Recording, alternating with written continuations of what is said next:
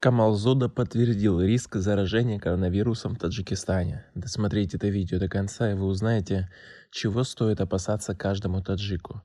Подписывайтесь на наше обновление, чтобы быть в курсе о всех новинках на нашем канале. Я объявляю чрезвычайную ситуацию в области общественного здравоохранения, вызывающую международную озабоченность в связи с глобальной вспышкой нового коронавируса. Вирус, который стал современным ужасом, уже обнаружен в 16 странах мира. И это, к сожалению, не предел. Таджикистану также стоит опасаться этого недуга.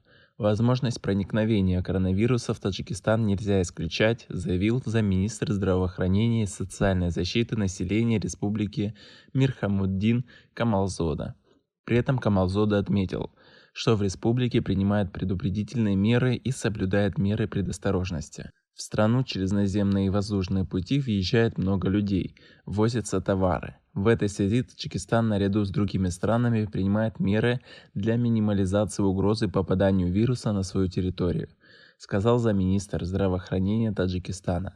В частности, при Минздраве Таджикистана создан специальный штаб, на пограничных пунктах открыты карантинные помещения.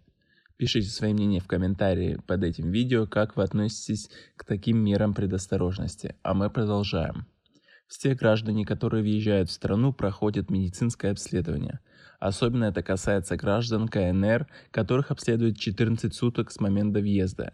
В случае выявления признаков заражения коронавирусом, таких людей будут доставлять в специальную больницу, где их будут лечить, подчеркнул Камалзода. Мирзасода добавил, что китайские граждане, которые работают в транспортном секторе республики, будут подлежать обязательной регистрации, и в ближайшее время этот список будет отправлен в Министерство здравоохранения. Граждане Китая, работающие не на территории Таджикистана, могут сейчас находиться у себя на родине и праздновать там китайский Новый год. После того они вернутся обратно в Таджикистан. Они непременно пройдут проверку. В настоящее время мы составляем отдельный список тех, кто отбыл и прибудет вновь, чтобы уже в аэропорту смогли их досмотреть медики, поделился Мирзазода. В свою очередь, когда все страны мира экстренным способом возвращают своих граждан на родину, Таджикистан этого делать не спешит.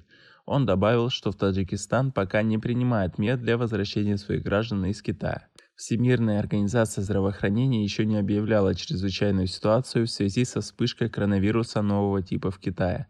И в связи с этим мы пока не будем делать попыток вывоза своих граждан из КНР, уточнил представитель Минздрава республики. В заключение Камалзода отметил, что ситуация с коронавирусом находится под контролем и причин для паники нет. Вся страна в боевой готовности и готова дать отпор вирусу.